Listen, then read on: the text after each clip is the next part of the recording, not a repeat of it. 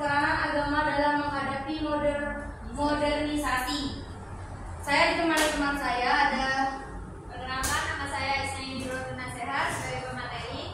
perkenalkan nama saya Fira Afriyawan sebagai pemateri. Perkenalkan nama saya Fira Ramadhani sebagai pemateri. Perkenalkan, nama saya Nabila Zakaria sebagai pemateri. Baik, langsung pada materi pertama yang akan disampaikan oleh presenter pertama. Teman-temanku banyak.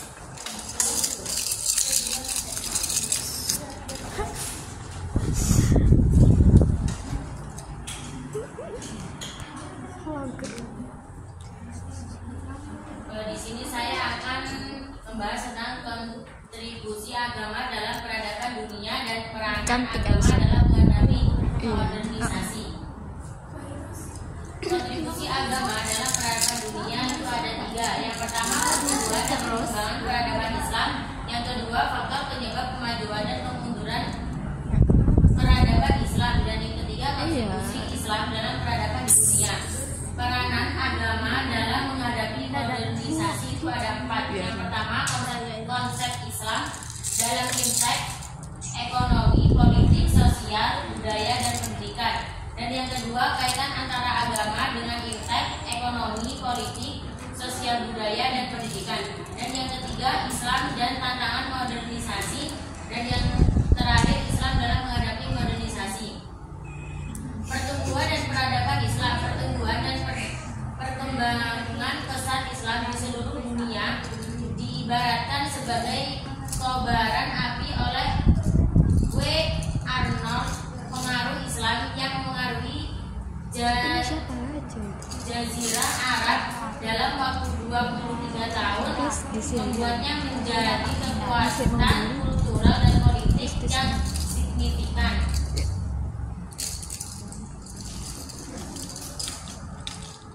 Transformasi tersebut terjadi dalam beberapa periode sebagai berikut. Yang pertama, transformasi pertama masyarakat Arab sebelum Islam di kegelapan jahiliyah percaya kebenaran.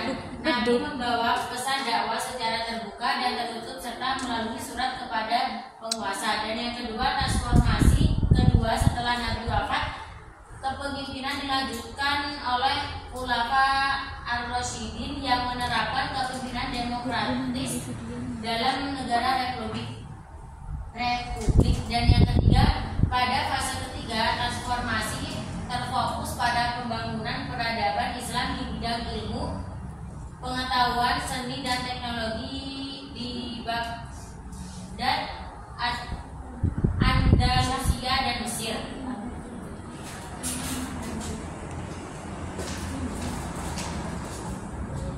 Baik, di sini saya akan menjelaskan mengenai faktor penyebab kemajuan peradaban Islam. Yang pertama, faktor dari penyebab kemajuan peradaban Islam yaitu tidak adanya ideologi pemersatu, seringnya merusak perdamaian oleh kelompok etnis non-Arab karena salah dalam pemberian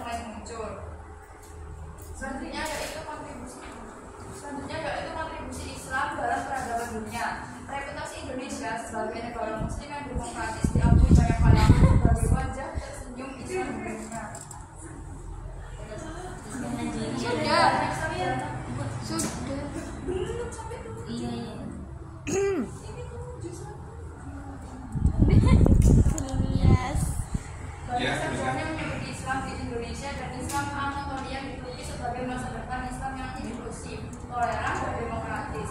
Di tengah konflik di Timur Tengah, Indonesia diapresiasi karena mewakili demokrasi dan perdamaian. Menteri Luar Negeri A.S. Hillary Clinton menunjukkan Indonesia sebagai contoh keberhasilan Islam, demokrasi, dan modernitas dan hak perempuan. Perdana Menteri Inggris David Cameron juga memuji Indonesia sebagai model bagi proyek demokratisasi dan perdamaian di negara-negara Muslim. Baik, selanjutnya akan dijelaskan oleh pemateri selanjutnya.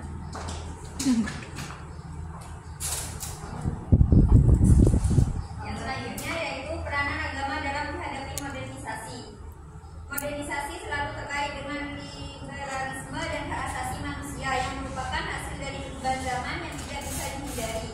Diskusi tentang modernisasi akan selalu mencakup liberalisme dan HAM. Ada 3 sikap umat Islam dalam menghadapi modernisasi: menerima segalanya dari barat tanpa kritis, melihat barat sebagai sumber kebaikan, atau menolak segalanya dari barat. Sikap tersebut dapat memunculkan sikap keras atau fundamental dalam agama. Ini menunjukkan kompleksitas dalam menghadapi modernisasi dan budaya barat. Konsep Islam tentang iptek, ekonomi, politik, sosial, budaya, dan pendidikan. Iptek dalam pandangan Islam, pemahaman dan penguasaan ilmu pengetahuan dan teknologi sangat penting untuk kemajuan umat manusia. Tanpa itu mereka akan tetap terbelakang dan miskin. Islam mewajibkan mempelajari iptek agar manusia dapat menjadi khalifah Allah. Indonesia harus berupaya menguasai iptek untuk maju.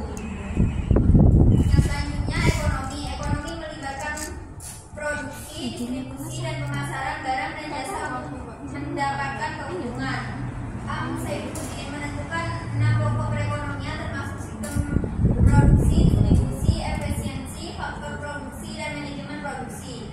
Prinsip ekonomi konvensional mencari keuntungan maksimal, sementara Islam menekankan keadilan dan keuntungan yang layak. Ekonomi mempengaruhi kekuatan dan eksistensi suatu negara, dengan Islam menawarkan alternatif dari kapitalisme dan sosialisme. Yang selanjutnya sosial budaya. Seni adalah ekspresi kesucian hati yang penting untuk menciptakan karya seni yang beradab. Hidup dengan seni membuat hidup indah dan nyaman, sementara hidup tanpa seni membuatnya kering dan tidak nyaman. Seni memiliki peran penting dalam modernitas dengan teknologi canggih, namun juga bisa menjadi ancaman terhadap nilai-nilai kemanusiaan. Yang selanjutnya politik. Politik dalam Islam atau siasa adalah penting dalam fikih Islam. Ada 3 bidang utama dalam fikih politik: hukum tata negara, politik internasional, dan keuangan negara. Dalam Islam, politik juga melibatkan dakwah dan kultural. Pendidikan dalam Islam memiliki tujuan untuk menghasilkan ibadah kepada Allah. Ada 3 metode pendidikan yang ditekankan, yaitu pedagogis, psikologis, saling memberi nasihat, dan menggunakan kekuasaan untuk melindungi hukum bagi kaum muslim. Pendidikan melibatkan aspek biologis, spiritual, dan sosial manusia yang dianggap berhasil jika berdasarkan ajaran Qurani. Ibnu Sina menekankan pentingnya kecerdasan intelektual, spiritual, dan jasmani dalam pendidikan yang benar. Kontribusi Islam dalam peradaban dunia.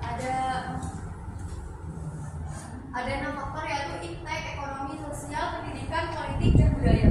Dalam tentang iptek, agama mempengaruhi penerimaan dan pengembangan ilmu pengetahuan serta teknologi dan sebaliknya. Penemuan ilmiah dapat mempengaruhi pandangan agama. Yang kedua, ekonomi. Nilai agama mempengaruhi etika bisnis, konsumsi, dan distribusi kekayaan. Yang ketiga adalah sosial. Agama membentuk norma sosial, interaksi, dan struktur komunikasi. Yang keempat, pendidikan. Agama mempengaruhi kurikulum dan pendirian lembaga pendidikan berbasis agama. Yang kelima ada politik. Agama berperan dalam pembentukan hukum dan kebijakan politik serta mempengaruhi dinamika politik. Dan yang terakhir ada budaya. Agama mempengaruhi seni, musik, dan tradisi budaya. Selanjutnya penjelasan tentang Islam dan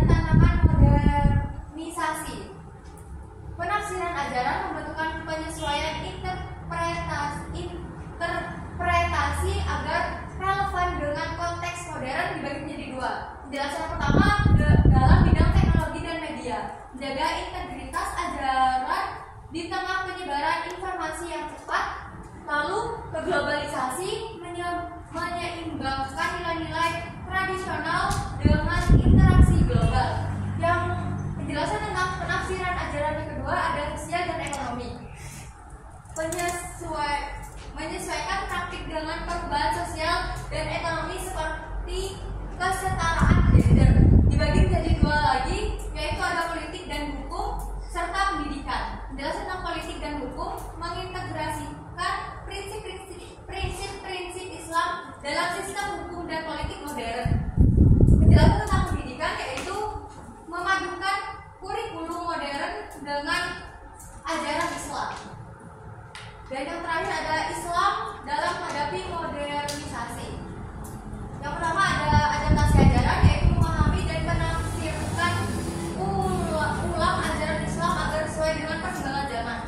Yang kedua ada teknologi dan media, yaitu menggunakan teknologi untuk menyebarluaskan ajaran Islam sambil mengatasi ajaran dari media digital. Yang ketiga ada perubahan sosial dan ekonomi, yaitu mengadaptasi praktik Islam untuk menangani isu-isu seperti kesetaraan gender dan urbanisasi. Yang keempat ada sistem hukum dan politik, yaitu menyesuaikan penerapan prinsip-prinsip Islam dalam konteks hukum dan politik modern. Yang kelima ada pendidikan, yaitu mengintegrasikan nilai-nilai Islam dalam kurikulum yang juga mencakup perkembangan ilmiah dan teknologi.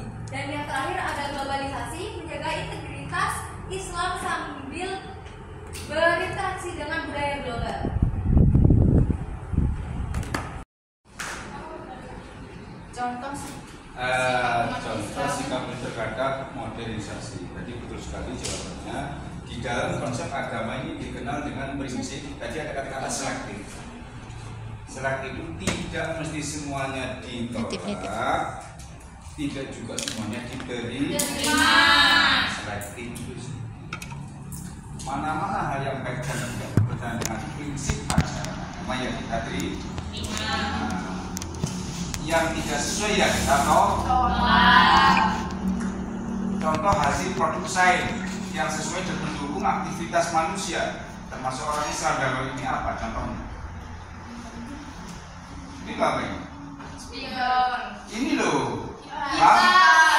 Lampu.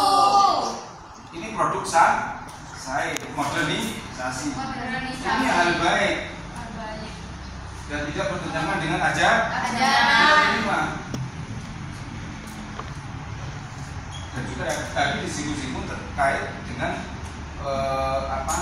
terkait dengan disiplin ilmu, teknologi, kesehatan dan seterusnya. Maka di dalam Islam ada kaidah yang terkenal sekali, ini sering saya sampaikan.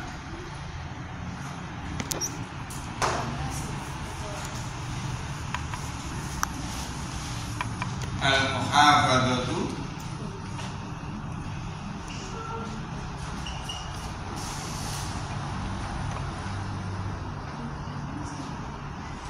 ala al-qadimi sholih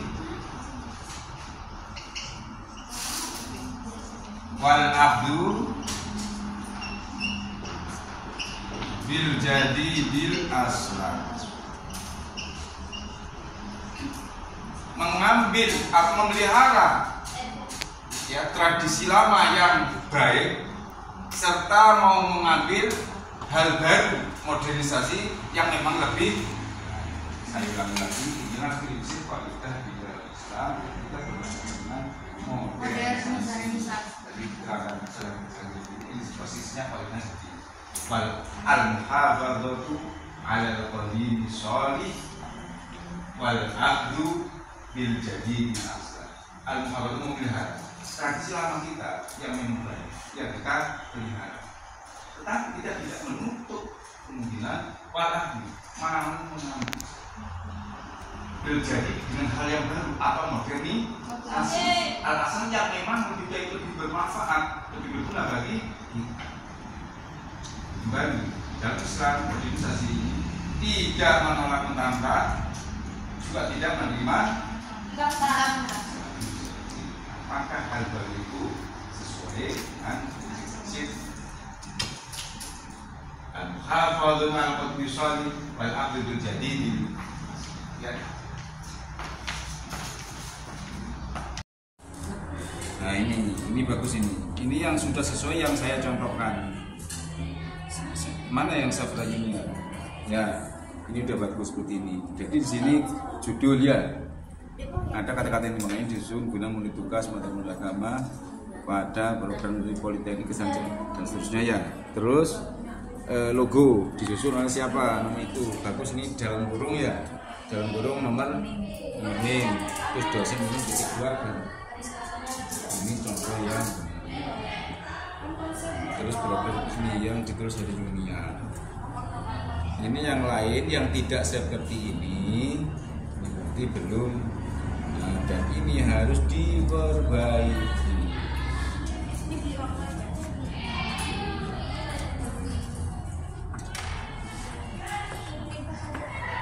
Ya. Nah, ke dalam. Nah, ini pengantar. Betul, disusun, makan seperti musuh dan seterusnya ya. Terus ini bagus nomor ini diluruskan ini. Ya. Teruskan ini.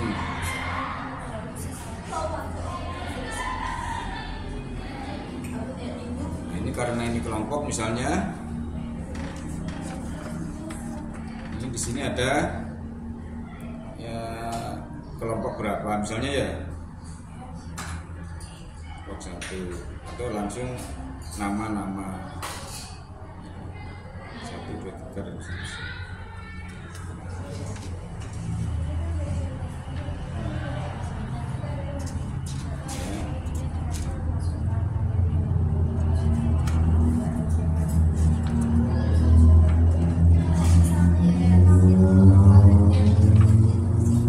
Ini contoh yang belum benar ini yang ditulis oleh Fiona Berlian Virus.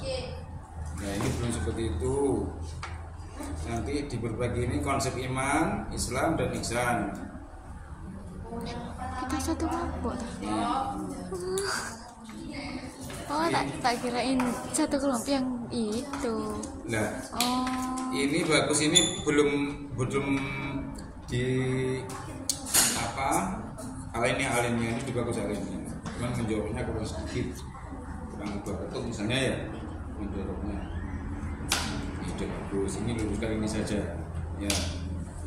Terus di daftar isi cover kata pengantar daftar isi terus bab ya betul ini udah betul ya, ini udah usah betul 2 ini udah betul, ini buat begini ini ada seperti sendiri 3 ini ya, ini sudah halaman betul.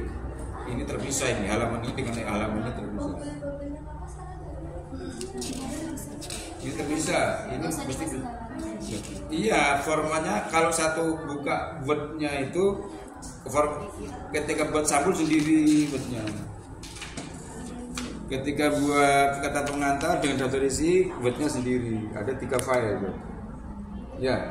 Terus nanti ini kalau ini kan otomatis diberi nomor itu otomatis. Nanti kalau satu file ini muncul angka 1 ini, ya kan? Filenya cover sendiri, filenya kata pengantar dan nanti sendiri, filenya pembahasan sendiri. Karena untuk pentingnya penomoran ini kan kasih tahu siapa yang buat kelompoknya Safira Junior. Ya, latar belakang masalah. Ini seperti yang saya ceritakan itu, ini harus mengandung latar belakang itu mengandung permasalahan-permasalahan yang relevan dengan konsep itu. Apa saja judulnya itu diulas di latar belakang masalah menggambarkan sesuai judul. Jadi di sini ada gambaran, ya, uraian, ya, jangan terlalu singkat, ini terlalu singkat. Nah, seperti sering saya sampaikan, kutipan itu kalau Anda pakai innote ya harus jelaskan nama dan seterusnya. Kalau footnote ya harus seperti halnya footnote dan seterusnya. Ini mengutip dari mana dan seterusnya.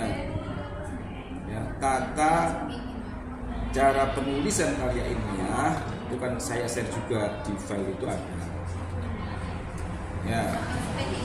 Setelah Anda dari latar belakang masalah, yang paling tidak minimal 2 lembar lah. Ya, dan nanti Anda rumuskan dalam bentuk rumusan masalah. Jadi rumusan masalah itu setelah Anda memberikan gambaran latar belakang masalah, maka muncullah rumusan masalah. Rumusan masalah selalu dalam bentuk kalimat Pertanyaan. yang relevan dengan judul itu.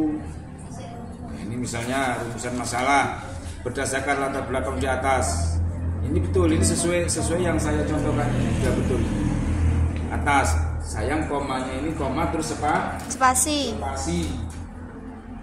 Atas, maka untuk lebih praktisnya kami susun dalam bentuk pertanyaan sebagai berikut, itu betul.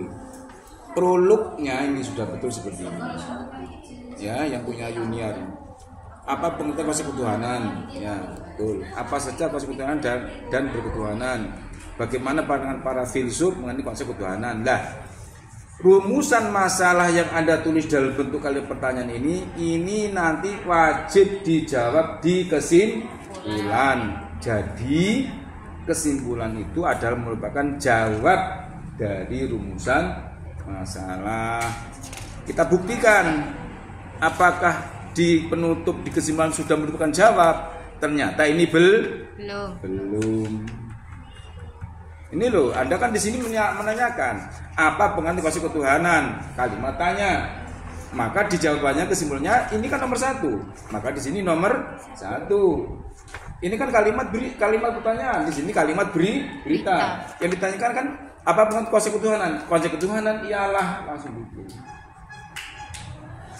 Ini kuasa ketuhanan ialah tentunya. Kuasa ketuhanan ya, dan ketuhanan ialah. Pandangan filsuf mengenai kuasa ketuhanan siapa tokoh-tokoh. Jadi kesimpulan merupakan jawab dari rumusan masalah. Nah, ini kelihatan ini belum merupakan itu inti. Kembali lagi, semuanya yang belum seperti itu, ini hampir semua loh rata-rata seperti itu.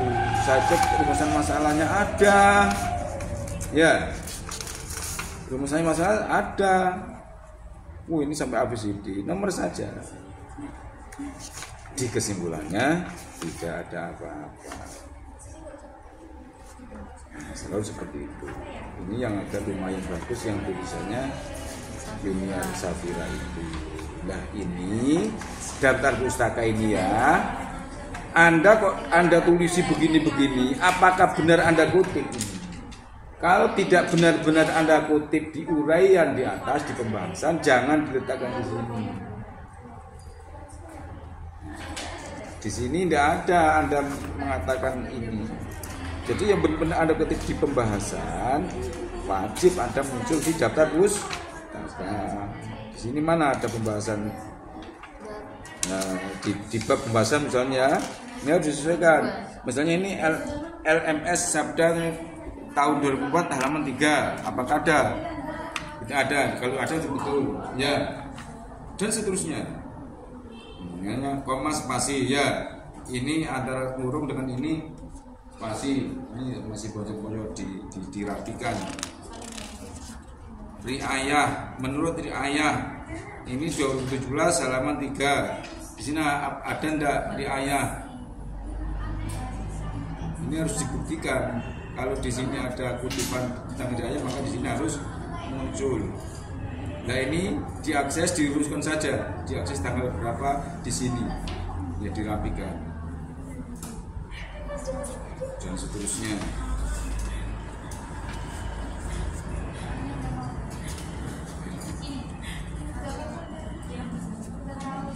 Saran itu terkait temuan. Ya. Temuan saran ya biasa. Semoga ya hasil kajian ini bisa ditingkatkan seterusnya. Saran itu anjuran. Tapi yang terpenting itu adalah kesimpulan. Ini contoh yang punya Safira. Yang lain ini banyak yang saya lihat sementara Itu resum.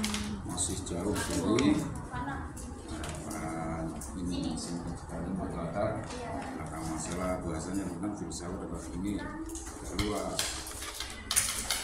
definisi aliran kesimpulan, jadi masih jauh dari. Tolong yang belum seperti itu diperbaiki, bahkan yang katanya sudah diubah ya, jadi